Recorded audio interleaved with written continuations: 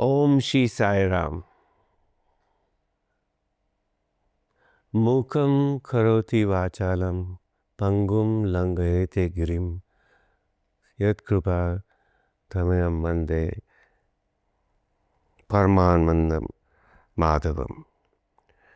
I pray and thank the Almighty God, Sai Baba of Shirdi and Sathya Sai Baba, and all the revered masters that have come on this earth to guide us, the humanity.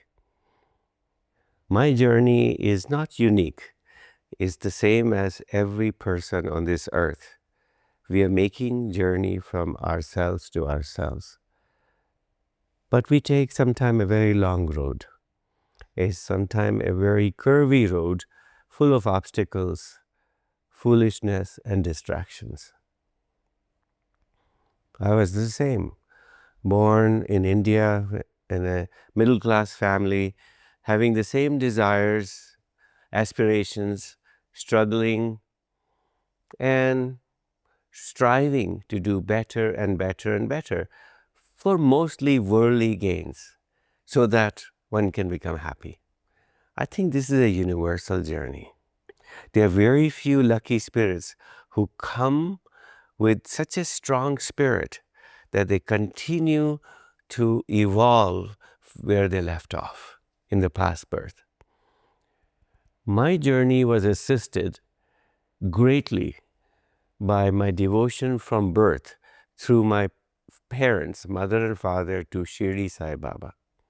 I was very fortunate growing up in India, struggling to do well academically and in athletics, and striving to just get ahead in life.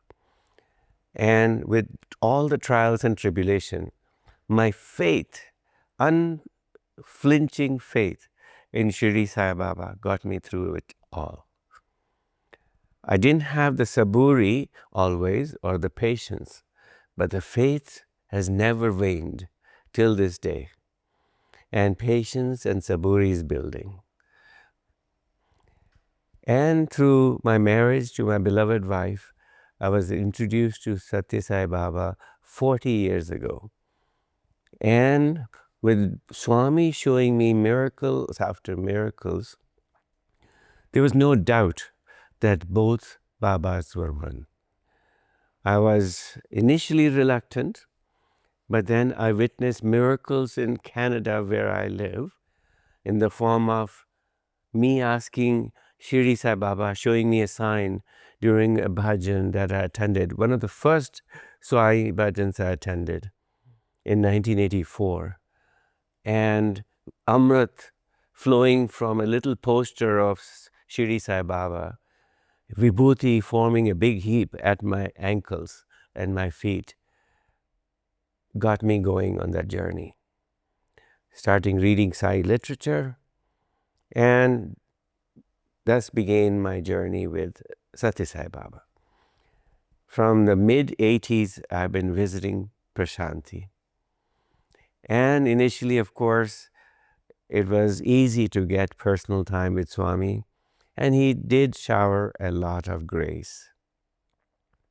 One of my earliest memories with Swami was in Puttaparthi, where my young son, about 1 or 2 years old, was with me, and he made me put hands on my head and made me do Pad Namaskar. And then when I got up to my knees, he asked me, "What do you want?" And I said, "Swami, always be with me." And as you most know, that when you are in presence of Swami, what your agenda was gets wiped away. And thoughts become blank. And something comes out of your mouth. And I said, "Swami, please always be with me." And I will never forget this amazing grace. He leaned forward, tilted his head, came close to me with sweet, almost feminine voice, with looks and voice of 1,000 mothers. I cannot describe it in any other way. he looked at me and he penetrated my soul and said, I will always do that. There was no ambiguity. He said, I will always do that. And then he materialized candy for my son, made him do Pad Namaskar, and off he went. And since then, I've gone again and again, sometime in gratitude, sometime in need, sometime in fear, sometime in ecstasy, like most of us. And sometimes he ignores you, sometimes he gives a lot of attention to you. I've had some interesting experiences with Swami parting about 30, 40 rows when I'm sitting in the back of Purachana Hall and coming to me and pointing to my left pocket in the pants where I had written a note on a prescription pad, because that's all I had, because I'm a physician, and asking for it. He knew exactly where the note is. He knew exactly what was in it. And sometimes he would call me from back rows in Whitefield ones and ask me for the letter, which he knew exactly what was in it. One of the very interesting experiences, I want to share only few which will help people strengthen their faith and know the omniscient omnipresence and omnipotence of Sathya Sai Baba, and before that Shirdi Sai Baba. And Shirdi Sai Baba, by the way, is still very much with us. It's whatever you have faith in, whether it's Jesus or Krishna or Shirdi Baba or Sathya Sai Baba, that's the form that will be real for us. That is my experience. So once what happened, I'm a physician, and once I was making rounds in the hospital, and this patient of mine, a devout Catholic Christian, a white Caucasian lady, I told her that, Edith, I'm going to be away for a while. I'm going away, but my assistants will look after you. And she smiled and said, you're going to see your guru, aren't you? I said, yes. She said, I have a favor. Will you take my rosary and get it blessed? And I was shocked, because she's a devout Catholic. She was struggling with an incurable disease. I had discussed all that with her. She had limited time. She had gone to Medjugorje in Europe, where one of the 3 miracle places of Mother Mary, and got this rosary. So I said, sure, I'll do that. Off I went. Swami was in Kodaikanal. So I was very fortunate. I arrived in the morning. I was jet lagged. I sat in the garden on a beautiful sunny morning at the bottom of the steps. As soon as Swami comes down the steps in the garden and begins his darshan, I said, I'll get the first darshan. And like a fool or whatever was ordained, I fell asleep. And I was jet lagged. And suddenly, as Swami comes out, there's a hush. And I missed that. And then after a while, somebody nudged me from the back and whispered, Swami's been waiting for you for a few minutes. And I opened my eyes, and Swami was standing there smiling away in front of me, few inches away from me, and looking at this fool who's asleep. And then I was so flustered, and I lost my speech, and I suddenly got up. And Swami says, what do you want? And like a selfish person, and I hope some of you can relate to this, I had bought a Rudrakshamala with the hawkers the evening before in the lake in Kodaikanal. And I pulled it out and I said, Swami, please bless this. And Swami said, no. And he pretended to walk away. Pretended. And I was so devastated that he's mad at me. I was asleep. And I sat down and he started to walk away. And then he pretended to walk away, but he wasn't walking away. He turned around and smiled at me again. And then he pointed to my kurta left pocket. And he said, give me Edith's mala. And so I was flabbergasted. I said, I felt so embarrassed. That was so selfish. And I took out a mala, he blessed it. Then he sent somebody to get a picture. And then the person brought a picture. He said, give this to Edith. This is how Jesus really looked like. And I took that with gratitude and sat down. And then he kept standing there smiling at me. And then with a great smile, he said, okay, give me your mala. And then he blessed my mala. So shows the omniscience, shows that he brings and makes us aware of our human frailties,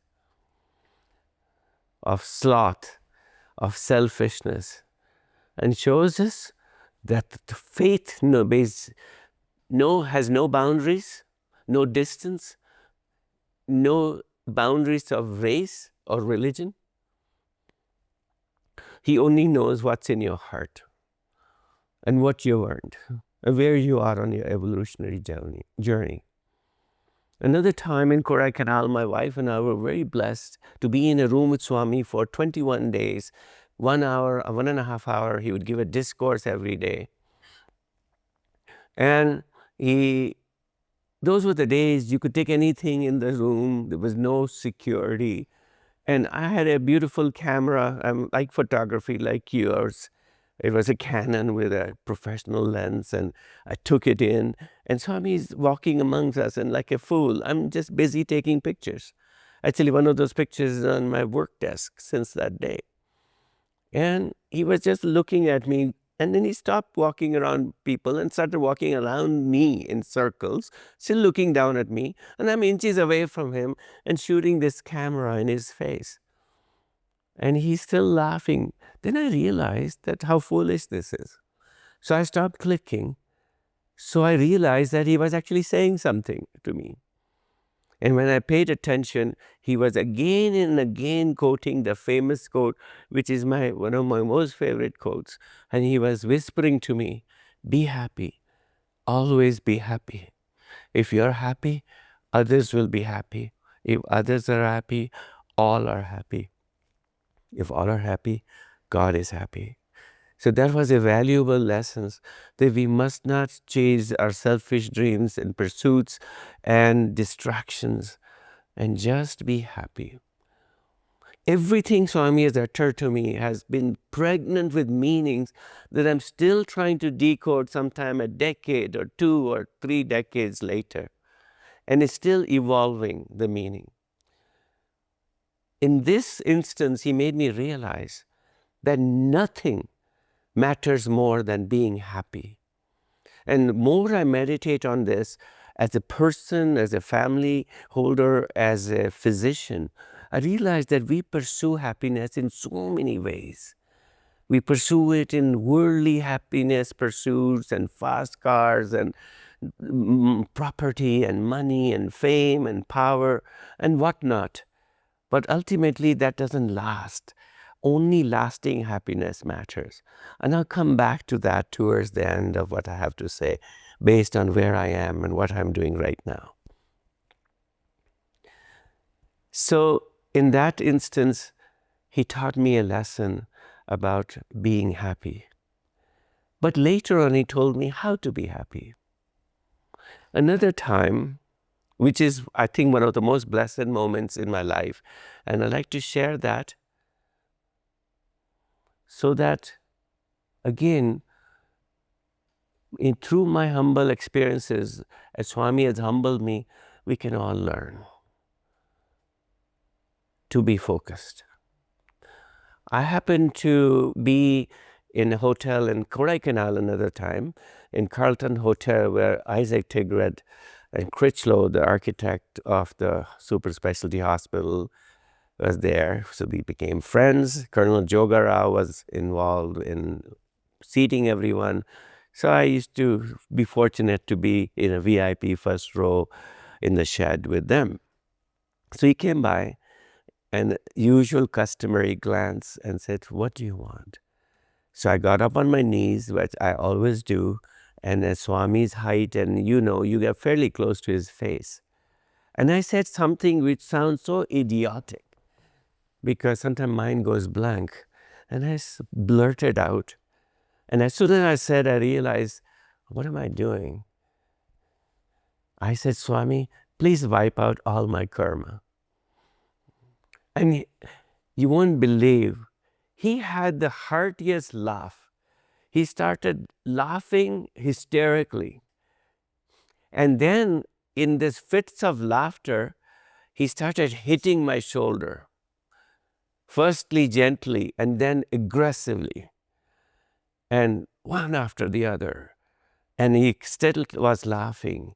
And then his laughter slowly, this is etched in my memory. His laughter slowly became less and less. Then he became serious. He stopped thumping my shoulder. Then he looked sternly at me. And then he raised his hand like this. And he started reciting something vigorously in Sanskrit. And I have no clue. He went on for 2 or 3 minutes. And then he walked away. And people around me, Isaac Tegret, Critchlow, and Colonel Jogarao, afterwards told me that you have no idea how you've been blessed. Don't fritter it away. And of course, do we listen? We don't listen. And then we continue to create more karmas, which bind us. And I mean not just negative karma. I believe now, with Swami's grace and my meditations, that all karma is binding. We have to reap the rewards of that karma, good, bad, or ugly. And so life went on. And eventually, I realized through my work, through my struggles, and through my reading of Sai Satcharita, that complete surrender is the way. That human endeavors have limitation in our stamina, in our ability. And only when you surrender, and I will quote one of my wife's quotes, that life has to be easy. Until you surrender, life is not easy. Only when you surrender, life becomes easy. You become autopilot. Once I was doing a clinic in a faraway place in eastern Canada. And suddenly I was hit by a surprise snowstorm. I was driving a rear-wheel drive car. And the snow was so heavy, I could hardly see anything. Car was slipping. And I was scared. I was really scared. I didn't have a chance to turn around. I had to keep going. There was no place to stop. And I started praying. I started praying at that time, whatever, somehow to Shirdi Sai Baba. And I kid you not, my hands disappeared from the steering wheel. And I saw these 2 hands of an old man holding the steering wheel. The car became steady. I was on autopilot as a hands-free driving. And I completely relaxed and I reached easily. Once Swami graced me with a vision, it hasn't happened very often, in flesh. I was in Quebec, in Saint-Anne-de-Beaupré. It's a church where a lot of miracles have happened. As soon as I entered the front of the church, there are crutches hanging. And there's no rhyme or reason, no why or when this happens.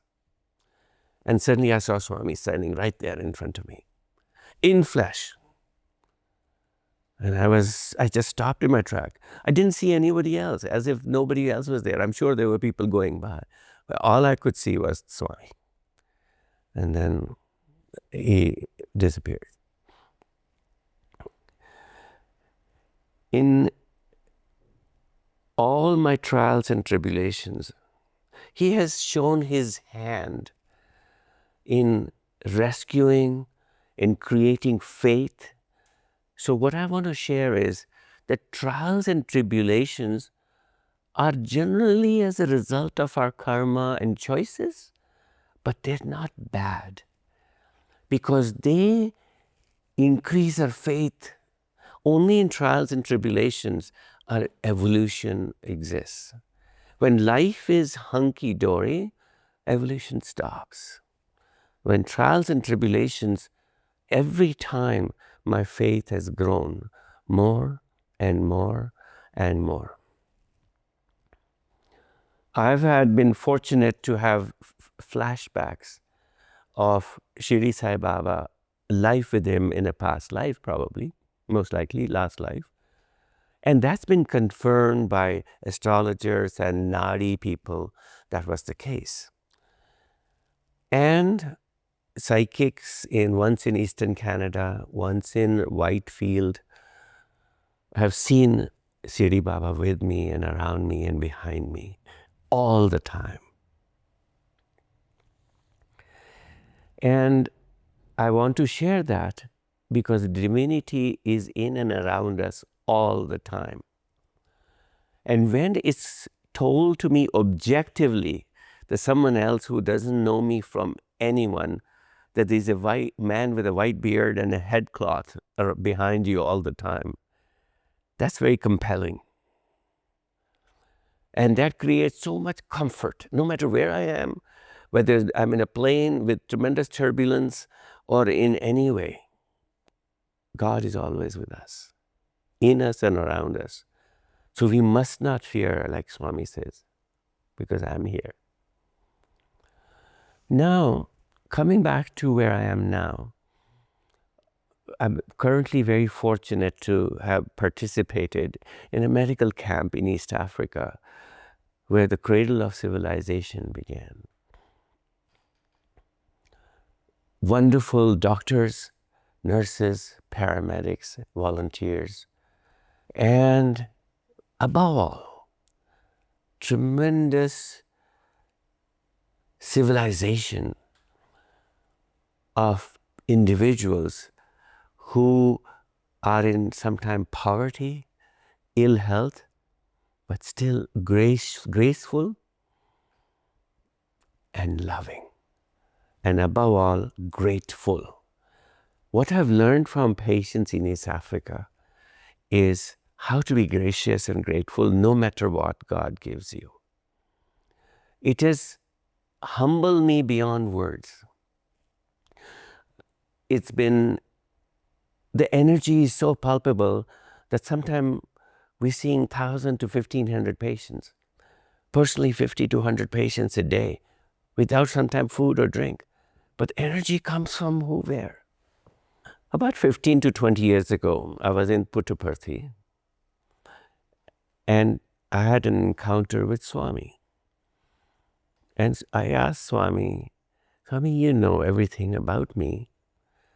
You know I'm a physician, but I struggle.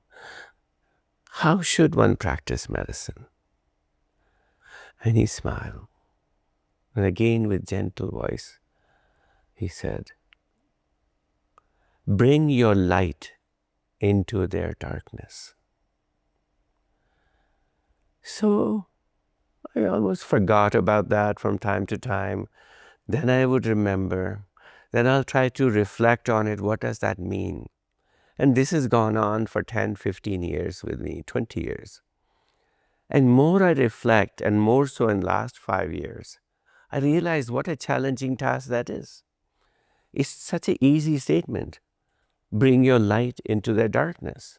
If you take that on just simple face value, it almost creates an ego. That you have the light, somebody else doesn't have the light, and you are there to enlighten their life. Then more I reflect on that, I realize, what light? Where is my light? Then I set about, and I'm still working on it, to finding my light.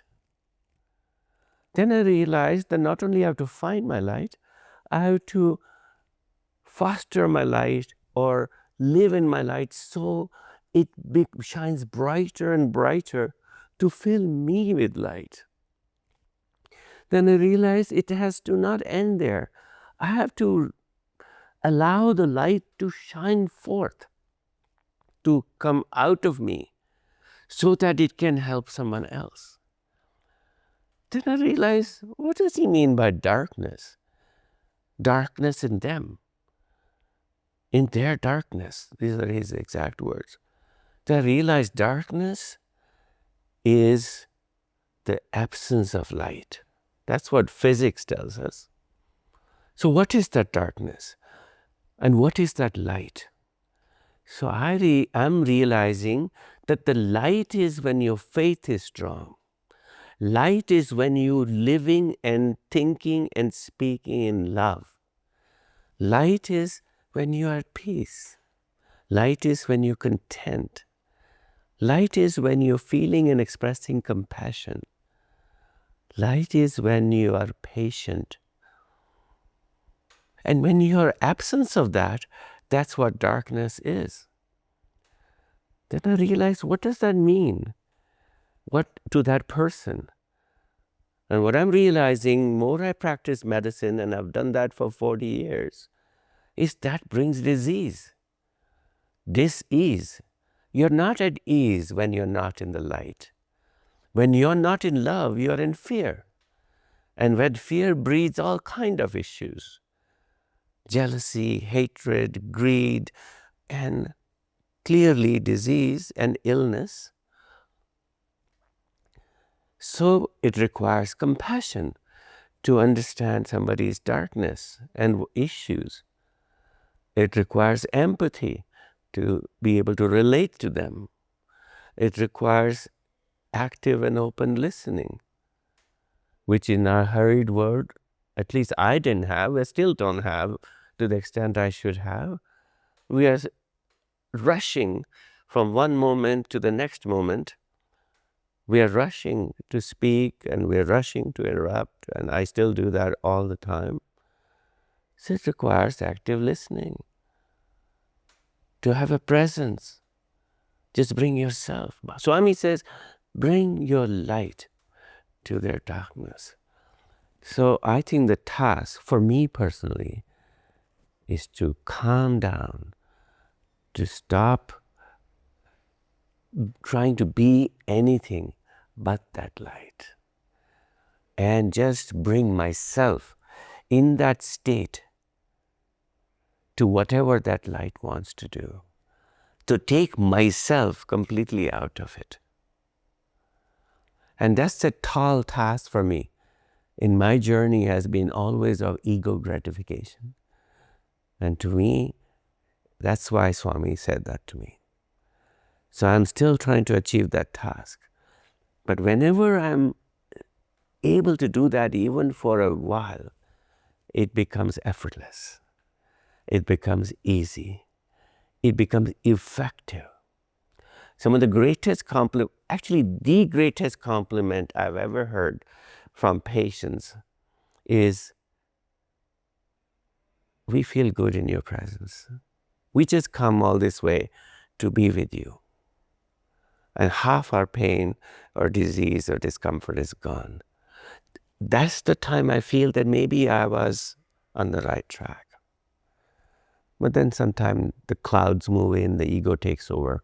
So what I'm trying to share is, if we can allow our spirit, our light to shine through, if we sit with it and reflect and meditate on that light within us, if we take our ego out of the way and let that light do its task, if we have compassion and empathy and realize that whoever we meet is not an accident, it's our own self trying to help us achieve a higher task, to become a better being, and to maybe climb one or two steps further along the ladder from ourself to ourself.